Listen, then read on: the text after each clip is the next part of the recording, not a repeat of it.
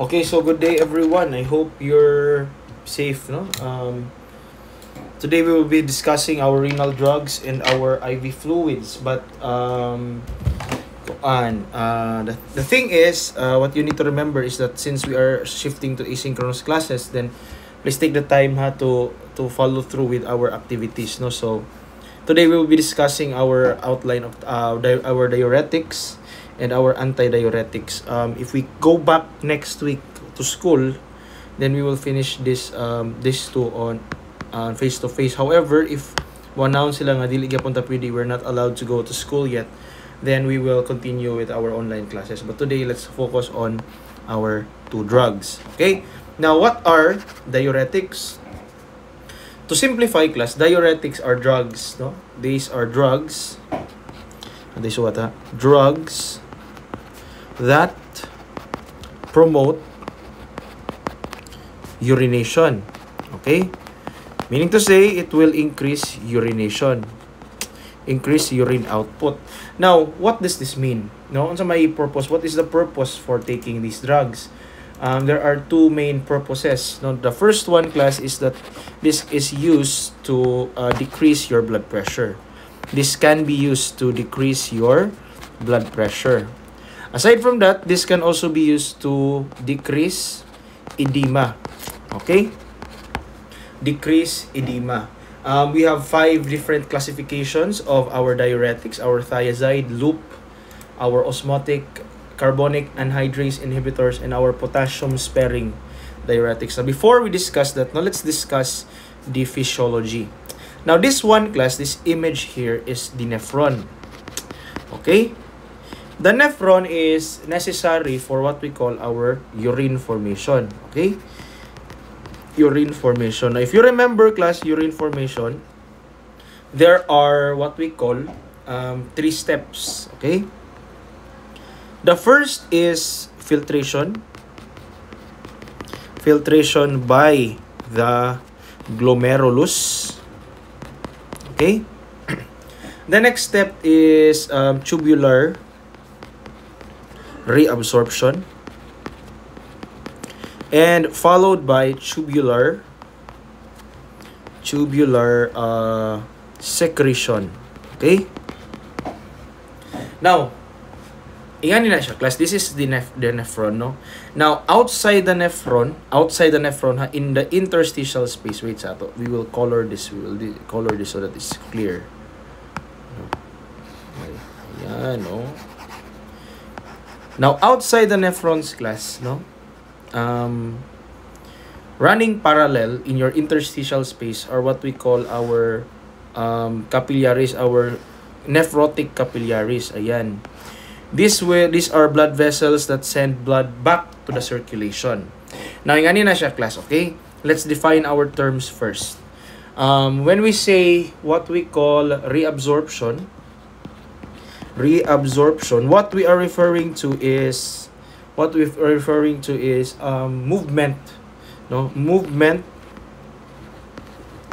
from the tubules, which are these parts here, kini sila, kini mga tubo, kini mga tubes in your nephrons, to the interstitial space. Okay? Interstitial space, then into the capillaries. Okay? Basically, class, this is what the main reason why there is reabsorption is we want to recycle, no? Recycle or reuse certain compounds. Okay? Another thing that we need to discuss is secretion.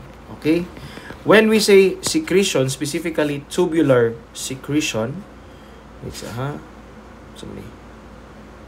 okay? Especially tubular secretion, no? What we are referring to is the movement of compounds from the capillaries towards the tubules. Okay? Now, let's put that into theory, class. Let's put that into practice, no? Into practice. Now, follow my drawing, okay? Blood usually enters our kidneys and enters our nephrons using what we call our afferent arteriole. Okay? Afferent arteriole. Listen, ha? Blood is then what we call our afferent arteriole. So, blood enters our afferent arteriole. Blood is then filtered, no? Filtered by our glomerulus, and then what enters is what we call, class, the filtrate. Okay, the filtrate. Now, the filtrate, listen to me, ha? The filtrate, no, will then go towards your, will then go towards your proximal convoluted tubules, also known as your PCT. This part here, kung siya nga part, this is your PCT. And what happens here is what we call tubular reabsorption. What we mean when we say reabsorption is this, no? There are, during filtration, class, sometimes glucose, okay?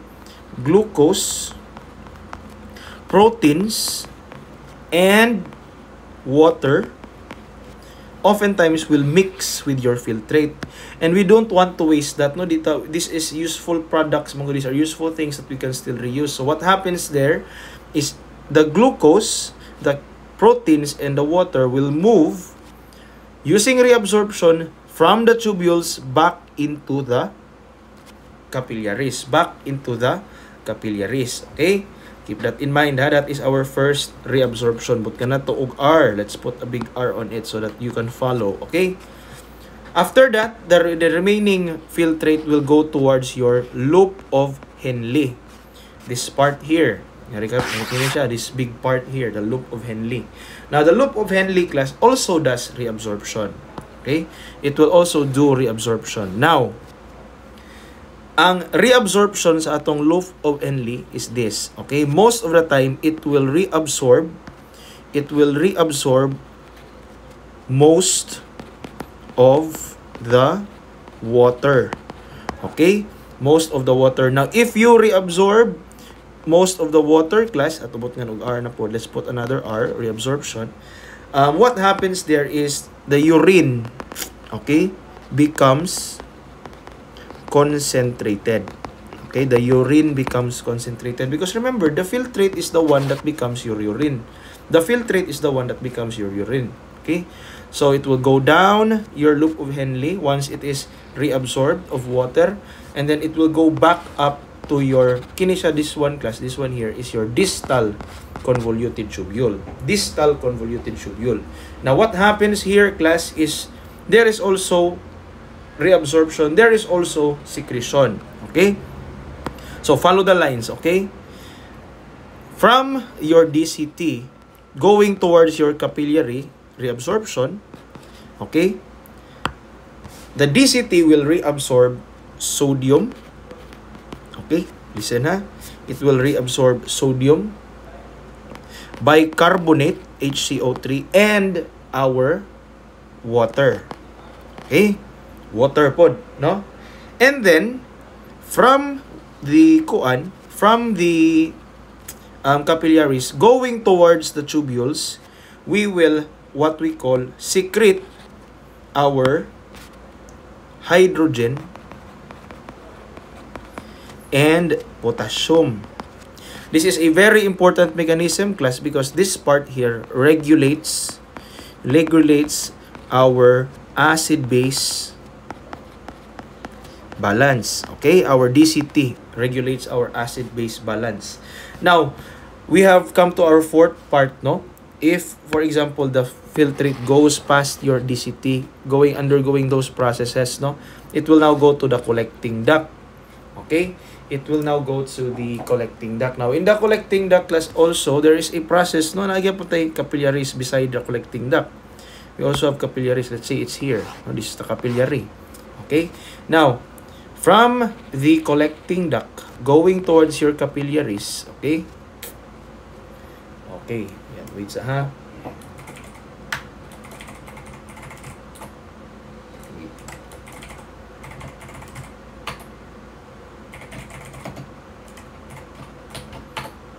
Gago.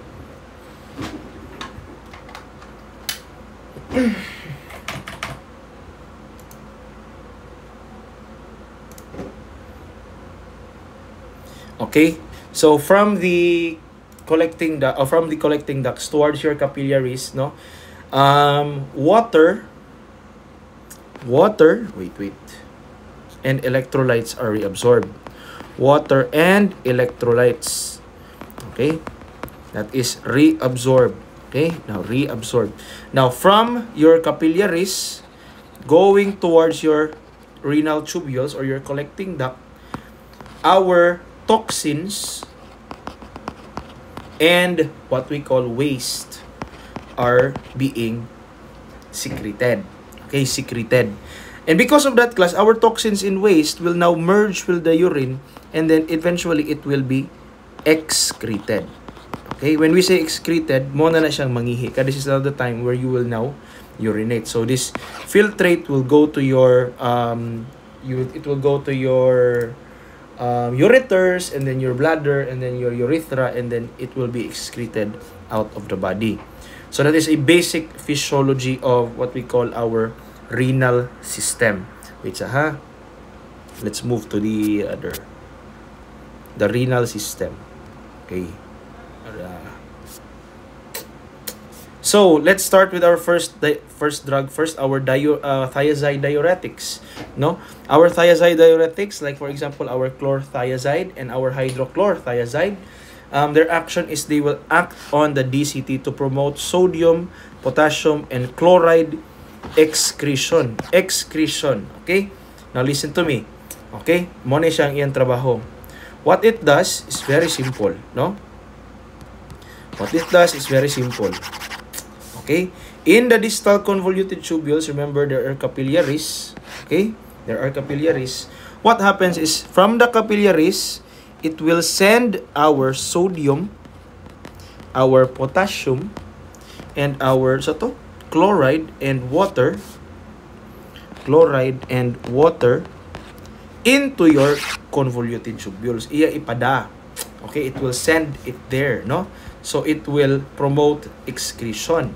And because of that, listen to me, because of that, there is a lot of water inside your filtrate. So there is a lot of water in your urine. There is a lot of water in your urine. Okay? Because there is a lot of water, class, there is increased urination. Okay? If there is a lot of water, there is a lot of urine, obviously there is an increase in urination. Mo na mag-ihi ka using your thiazide diuretics. Now, our thiazide diuretics are also first-line antihypertensives. Okay? Keep that in mind. They are also first-line antihypertensives because they can also cause what we call our vasodilation. Okay? To decrease the blood pressure. Now, typically, class, this is given with beta blockers. This is given also with alpha blockers. And given with our ARBs. No? This is given with our ARBs for hypertension. Okay? Hypertension. So this is a first line, no? First line antihypertensive. First line. The onset of this drug is usually around 2 to 3 hours. Now remember, since sodium, potassium, and chloride enter your what we call tubules and become part of your urine, then expect that there will be a decrease in sodium, a decrease in potassium, and a decrease in chloride. Okay, naana silang tulo, no? And because of that, when we go to our management class, okay, this is contraindicated in patients with what we call kidney problems, no? Or because, class, this drug is nephrotoxic. Okay, nephrotoxic. So what you need to do, you need to monitor for or watch out for oliguria. Okay, oliguria. When we say oliguria, class, it refers to severely decreased urine output.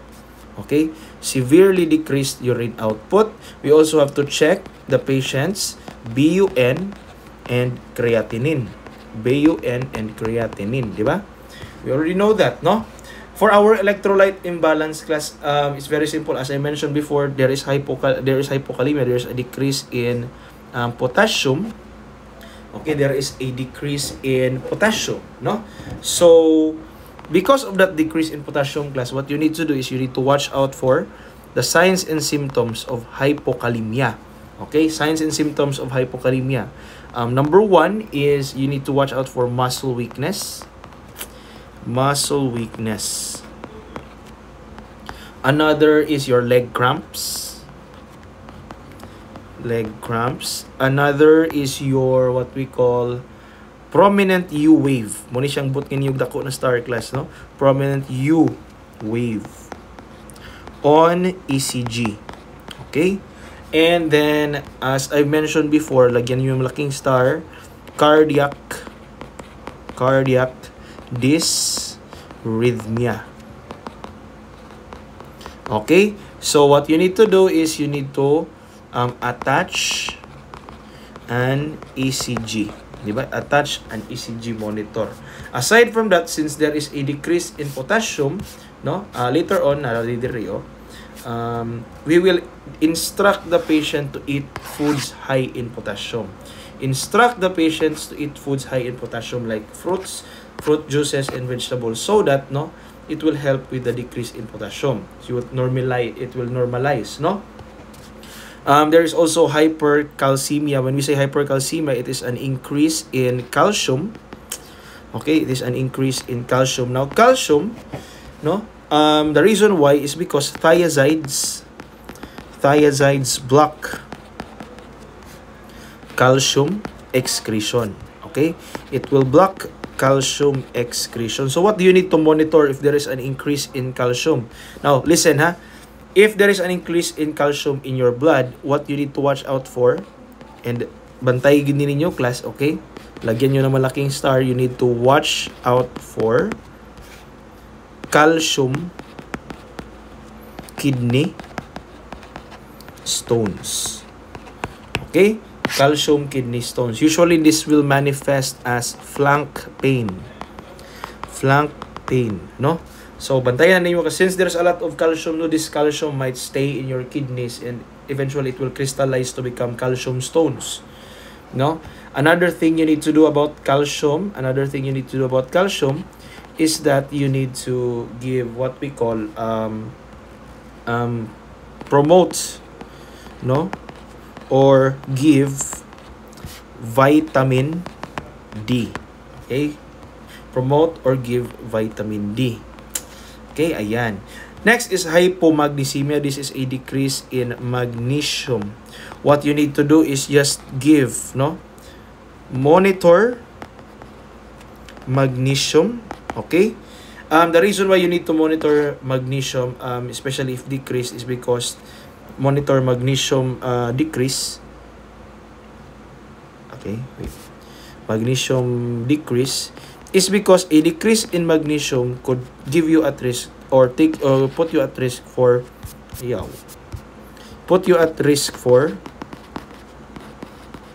dysrhythmias. Okay?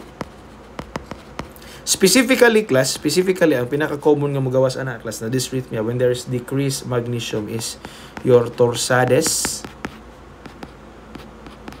Okay, pointes, no? This is a type of ECG pattern that is a dysrhythmia. Okay, so what do you need to do? What you need to do is give magnesium supplements. Okay? Give magnesium supplements. Ayan. Hyperglycemia may also occur with this drug, so you need to monitor, okay, blood glucose. Monitor blood glucose and do not give this drug adjunct to digoxin. Do not give this drug adjunct to digoxin because remember, if there is a decrease in potassium, leads to increased digoxin effect, which could cause toxicity. Okay, which could cause toxicity. Ayan. Diba? Wait.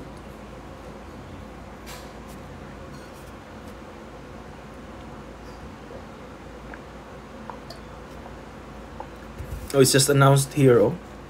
Shift to online classes. For the safety and well-being of everyone, all classes will shift to online mode effective immediately. And until further notice, Blackboard LMS will be used for asynchronous classes, including course contents, learning materials, attendance, assessments, and submissions. Microsoft Teams will be used for synchronous classes, live sessions. Okay? Okay. Wait until further notice. Sige, let's continue. So give this drug during the morning. Actually, this is a consistent, no? Bulagyan mo yun ng malaking star. This is for all diuretics, ha? Give it during the morning because you don't want the patient to be urinating during the evening because what happens is ma-disturb ang ilang sleep. Their sleep will be disturbed, di ba? If you're constantly waking up to urinate, then your sleep will be disturbed. That is what we call our nocturia. Okay? That is what we call our nocturia. So, nocturia class is urinating during the night time, no? Urinating at night time, okay? As I mentioned before, instruct the patient to eat foods high in potassium because there is a decrease in potassium. Take these drugs with food because these drugs are these drugs cause GI upset, no? So this is to prevent GI upset, okay? To prevent GI upset. And then monitor the patient's daily weight. Daily weight, manggod class, is the best measurement for hydration. So what are our guidelines for measuring, no? So remember, same time every day. Usually class, ang ilang gamiton ana is before breakfast. Okay, before breakfast. Same kuan, what we call same clothes. Same clothes. And then lastly is you have to use the same weighing scale. Okay? Weight scale. Ayan. Okay? Muna siyang atong guidelines for that. No, this is the best measurement for hydration good. And the reason why we do all of this class is to stay consistent. Okay, to stay consistent and remove variables. Ayan, remove variables. Now, so next classification is our loop or high ceiling diuretics. Our examples for this are our furosemide, bumetanide,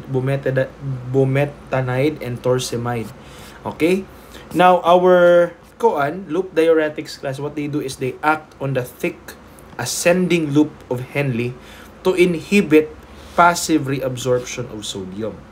Okay? Now, keep that in mind. It sounds weird, no? It will inhibit the passive reabsorption of sodium. Now, what happens, no? Inganin na siya. It's like this, okay? It is like this. If this is your ascending loop of Henle, okay? Ascending na loop of Henle, ha? Remember, at the side of your ascending loop of Henle, sa kilid sa imong beside your ascending loop of Henle, wait, ito sa nirison.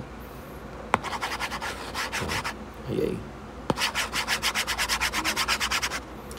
Remember, beside that class, there are capillaries beside that. Now, there are capillaries beside that. Listen to me, ha? What our loop diuretics does is it will inhibit the reabsorption of sodium. So, ang sodium class, nang naadiri, okay? Supposedly, that is what's gonna happen. That is reabsorption, no? But the job here is to stop the reabsorption of sodium. To stop the reabsorption of sodium. Now, since sodium is not being reabsorbed, no, what happens is there is a lot of sodium in your urine. Daghan kay sodium sa imong urine, no? So because of that class, remember this, ha? Remember this. I will write it here, no? Wherever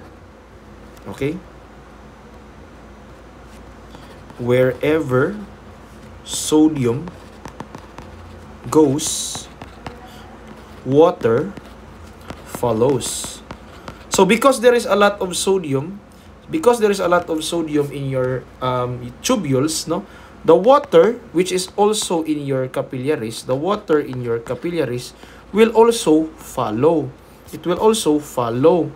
And as I mentioned before, if there is a lot of water in your tubules, then it will increase your urine output.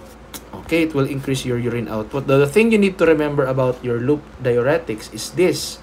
Okay, since these drugs class are very potent diuretics. Okay, very strong diuretics, no? Isog ka na sila, tas kusog juga na siya, no? And because of that, they often cause a major decrease in water, which could put you at risk for dehydration. Okay? And there is a lot or a major decrease in electrolytes. Okay? So it could cause you a risk for imbalance. Okay? Imbalance, electrolyte imbalance, no? So normally usually ang decreased electrolytes here is the sodium and potassium. Okay? Sodium and potassium. Because of that class, oftentimes our loop diuretics are also often called your potassium wasting diuretics. Okay? Potassium wasting diuretics, no? So, what do we need to remember when it comes to our loop diuretics? Number one, there is dose-related effectivity. Meaning to say, class, adjustable siya na drug. This is highly adjustable, no?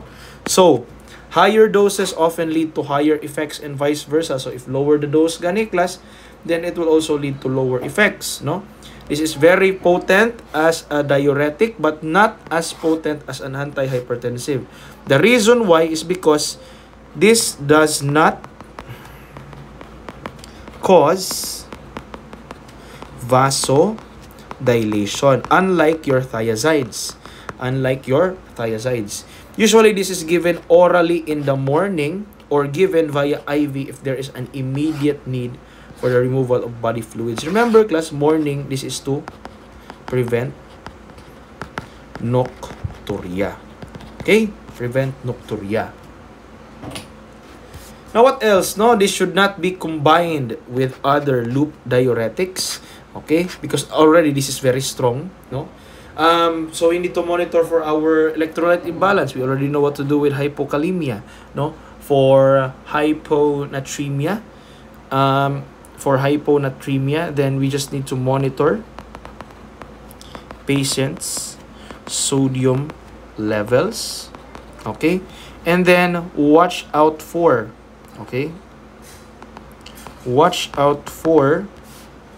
neurologic symptoms. Neurologic signs and symptoms. Okay? Like for example, class, usually naani siya ka ng mga dizziness, no? What else? Headache. Ayan, what else? Naapuni siya visual disturbances. Okay? Some might even have tinnitus. Ana. Okay? For hypocalcemia, what you need to do, since hypocalcemia is a decrease in calcium, what you need to do is this, okay? Number one, you need to monitor for tetany, okay? Tetany, class, when we say tetany, this is involuntary, okay? Involuntary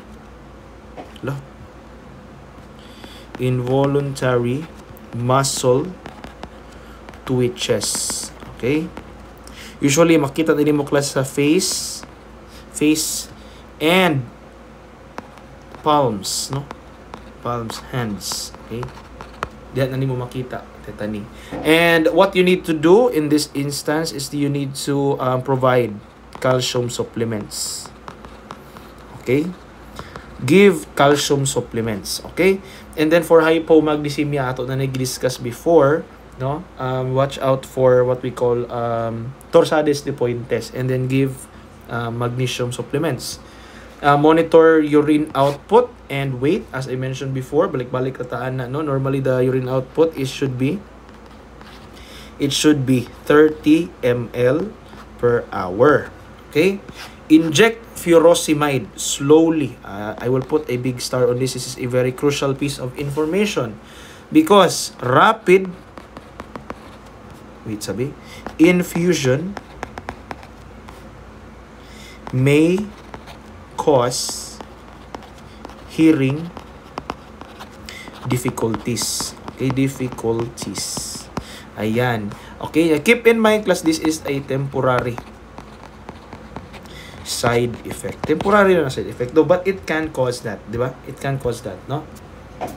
Next is our osmotic diuretics. Now, our osmotic diuretics, class, they are very, very unique. Okay? We have two, mannitol and isosorbide. Osmotic diuretics increase the osmolality or concentration, creating what we call an osmotic pressure gradient, while also increasing sodium reabsorption in the proximal tubule and loop of Henle. Now, maglibog mo sabot na. So, let's dissect it. No, let's deconstruct it. Let's say, for example, class, this is your loop of Henle. Okay? This is your loop. At ayaw, dili natin isuot yan. Okay? This is your loop of Henle. Okay? And then, obviously, if it goes further, it will lead to urine or urination. No? Urination na siya. Okay? Now, what happens there is this. Okay? Our osmotic diuretics will add, no, concentrates. Listen to me, ha. Concentrates in your what we call it will add concentrates in your loop of Henle. No, it will add concentrates. Now remember, ha, there is a principle called what we call osmosis. Okay? Osmosis. I'm sure you've heard of this before. Osmosis. Okay? Now, osmosis states that water moves from an area of low concentration to high solute concentration. What that simply means is, since the loop of Henle is highly concentrated because of our osmotic diuretics, the water found in your capillaries will then go towards your, it will now go towards your what we call loop of Henle. Okay, so there is a lot of water, there is an increase of water in your loop of Henle. Now, the second part there is, it also increases sodium reabsorption. So the sodium that is found in your loop of Henle will then exit. It will then exit. Okay, so muna siya, sodium na siya, no? And because of that class, it makes the urine, okay? Listen to me, ha? It makes the urine, no, have a decreased specific gravity. Okay? Decreased specific gravity. Now, what does that mean? Nangyani na siya, class. It's like this, no? Normally, class, when we say urine specific gravity, it refers to the concentration of the urine, how concentrated the urine is. No, normally it is around 1.010 to 1.030. Okay? Now listen to me. If, for example, there is a decrease in urine electrolytes, let's say, for example, there is a decrease in sodium, decrease in calcium. In this instance, class, na atay decrease in sodium in your filtrate. There is a decrease in sodium in your urine, no? What happens is there will be a decrease in concentration. Puno na lang siya tubig, no? Di ba? Your urine is now full of water since there is no electrolytes. Since there is no electrolytes, the water will increase and therefore lead to what we call a decrease in urine specific gravity. And this is also vice versa, class. So if there is a lot of electrolytes in your urine, daghang kay electrolytes, daghang kay sodium, daghang kay potassium, daghang kay calcium, daghang kay chloride, there's a lot of chloride, potassium, there's a lot of electrolytes, no? Your urine will become very concentrated, and because of that, no, there will be an increase in your urine specific gravity. Okay? So when do we usually use, no? So the main effect, manggod, of our osmotic diuretics is that there will be an increase in urination. Okay? Specifically, mostly water. Okay? Mostly water. Okay?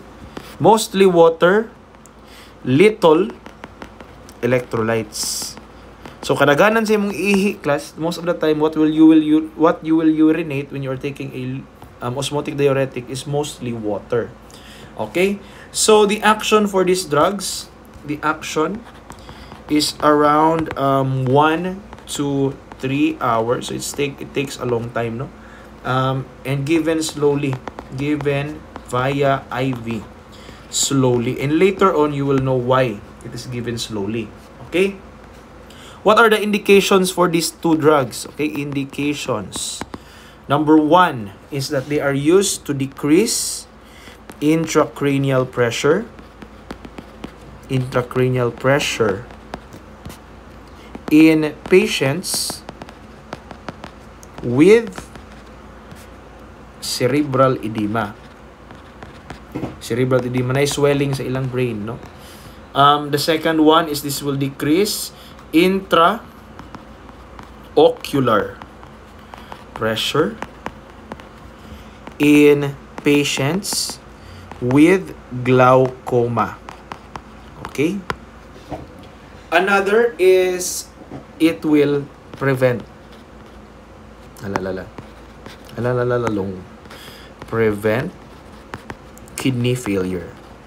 Okay, kidney failure. No? So, mo na siya. That's the basic action of our osmotic diuretics. So, what do we need to remember? Okay, you need to monitor for electrolyte imbalances, no? Mostly very minute electrolyte imbalances, no? The crystallization of mannitol may occur if exposed to low temperatures. So what you need to do is you need to warm it by rubbing across your hands, and do not infuse this class if crystals are present. Okay, do not infuse if crystals are present. Now, what does it look like? It looks like this. Oh, this one is a mannitol crystallization. As you can see, nag-crystallize gina siya, no? And sometimes, class, no, if you leave it to open air, the top of the cup, no, which is wet with mannitol, will often powderize na siya mga crystal powders, no? So what you need to do is you just need to clean it up, and then you rewarm the mannitol so that you can infuse it. Do not infuse this if the crystals are present. Gid ayo gid pag-ihatag. Okay? Discontinue immediately if the patient develops heart failure or renal failure. This is also a big thing because this is, as I mentioned, very very specific to our needs. Okay? You need to monitor the patient's daily weight and urine output. Nagbalik-balik na lang tag-discuss ani. I want to highlight that when we are talking about urine output, it's very crucial to monitor religiously. When we say religiously, tarungon jud nimo og monitor class. If the patient has kidney problems. Okay? Another thing na dapat niyo remember when it comes to these drugs is you need to slowly infuse this drug to prevent extravasation. Now, extravasation refers to the leakage of drug components outside the intravascular compartment. Okay? The leakage of drug components outside the intravascular compartment. So, you have to give this very slowly, no, para dili mo leak ang imong mannitol so that it won't leak outside your blood vessel. The thing you need to remember is usually class mannitol, when you infuse this, you are not infusing 10 cc, 5 cc. Although sometimes you will be infusing very small amounts, but usually you will be infusing 50 cc or 100 cc. No? And that's a lot of fluid, and if you're gonna infuse it very slowly, it takes a long time. So if you're gonna give mannitol, be prepared to stay with the patient for a long time.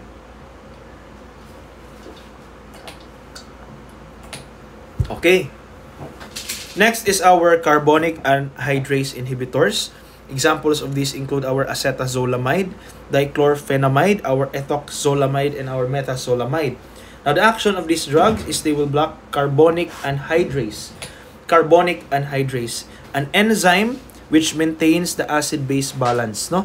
Stopping this enzyme will increase sodium, potassium, and bicarbonate excretion. And remember, as I mentioned before, if you excrete sodium, okay, water will follow. Okay? Water will follow. Now, expect that because this will excrete sodium and potassium and bicarbonate, then there will be a decrease in sodium, potassium, and bicarbonate. There will be a decrease in all three. Okay? So, what do we need to remember? Primarily, class, this is used to decrease the intraocular pressure in patients with glaucoma. For patients with acute mountain sickness, kanang itong mga hikers, they often get mountain sickness because of the high altitudes, and epilepsy. What you need to do is you need to watch out for metabolic alkalosis and electrolyte imbalances. Specifically, katong mga imbalance that I mentioned before, decrease in sodium, potassium, and bicarbonate. Okay, metabolic acidosis, class, we will not discuss this today. I believe this for your MS, no? This is contraindicated for pregnant mothers because these drugs, okay, kining atong mga carbonic anhydrase inhibitors, they are teratogenic. Teratogenic. They are dangerous to the fetus. You need to watch out for nausea, vomiting, confusion, orthostatic hypotension, and crystalluria. Remember, class, if the patient has crystalluria or crystals forming in their urine, then what you need to do is you just need to increase their oral fluid intake. Increase their oral fluid intake. And then monitor the patient's daily weights and urine output. As I mentioned, balik-balik na lang niya siya, class. This is standard for all your diuretics. No, standard for all your diuretics. Now, before we continue, I want you to notice a pattern. Okay? Now, starting from your thiazides, tanawa ha, I will mark this in orange para makakita ka. Your thiazides, class, decrease potassium. Your loop diuretics, they will also, they will also decrease potassium. Okay? Your osmotic diuretics also decrease potassium. Okay, very small amounts though. No, they will secrete very little electrolytes, or they will excrete little electrolytes. And then your carbonic anhydrase inhibitors also decrease potassium. The key here is this, okay? The first four drugs that we mentioned, or first four drug classifications, class, these are what we call our potassium wasting diuretics, okay? Meaning to say, class, they will decrease potassium levels. The next drug, our potassium sparing diuretics, they are very special in that they will increase potassium. And later on, you will know why. Okay? So, let's continue. Here we have our potassium-sparing diuretics. There are three. Our spironolactone, amiloride, and triamterene. Now, their action is this. As an aldosterone antagonist, remember, antagonist, they will block. Okay? Block. No? They will inhibit the sodium potassium pump controlled by the aldosterone. Okay, inhibit the sodium potassium pump controlled by the aldosterone. So basically, class, kini sila, they are aldosterone blockers. Now let's go back, no? We've already discussed this before in our RAAS, but basically, this is the function of your aldosterone. Okay? If aldosterone is stimulated, there are two effects. The first is vasoconstriction,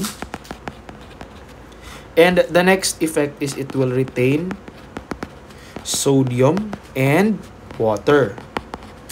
Now, if we, for example, block aldosterone, then there will be no vasoconstriction, correct? There will be no vasoconstriction, no? Aside from that, sodium will not be retained. So what happens there is there will be a decrease in sodium. Now remember class, di ba natin inverse proportionality with sodium and potassium? So if there is a decrease in sodium, there will be a marked increase in potassium. There is an increase in potassium. Now since you are also blocking the aldosterone, you are also blocking the retention of water. So since water is no longer being retained, what happens there is increased diuresis or increased urination. Okay? So ingana na siya, very simple action. Okay, so what do we need to consider? Monitor the patient for hyperkalemia this time.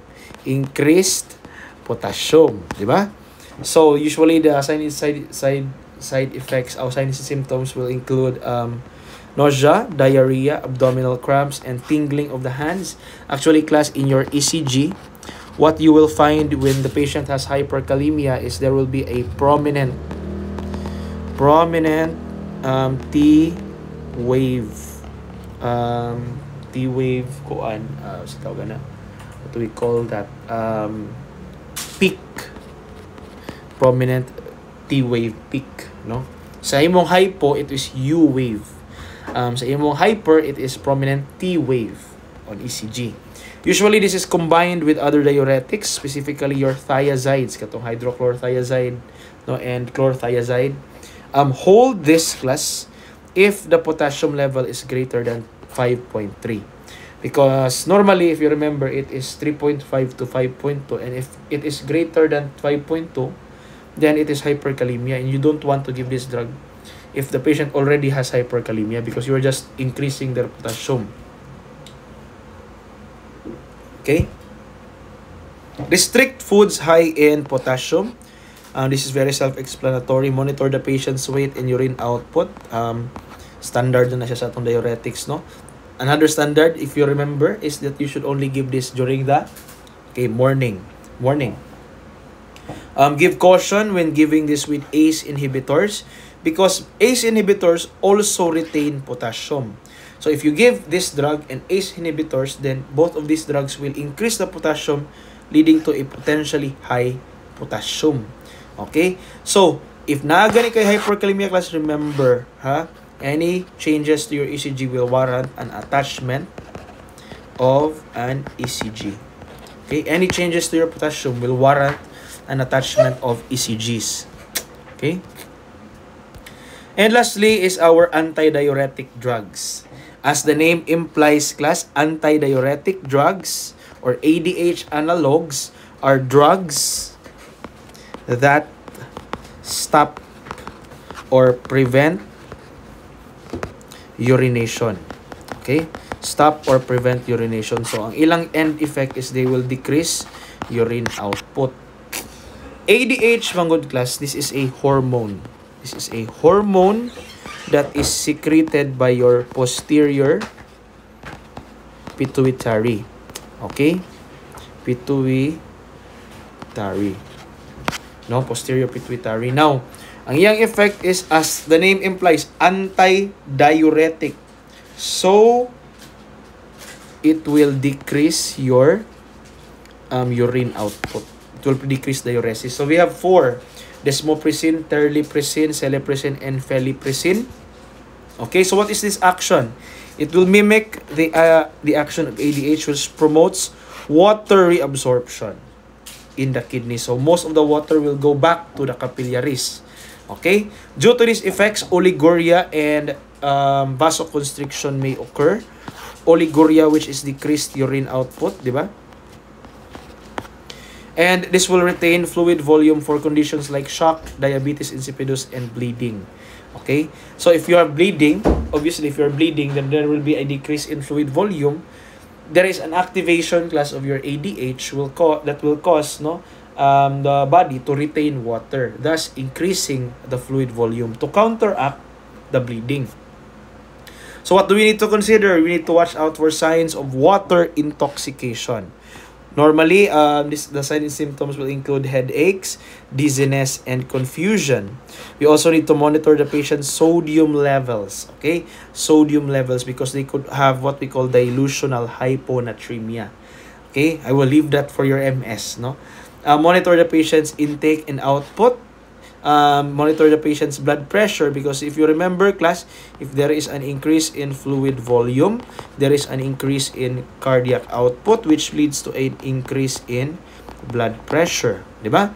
And heart rate. Monitor the heart rate because it will vary. Sometimes it will increase, sometimes it will decrease, no, depending on the condition of the patient. Instruct the patient to limit fluid intake. Typically, class, we give less than or equal to 1 liter per day if you are limiting fluid volume, because normally we will give them 2 to 3 liters per day. Okay, normally. And then this is contraindicated for patients with renal diseases. So mo gyapon to, class, no, check your CREA and BUN. Ayan.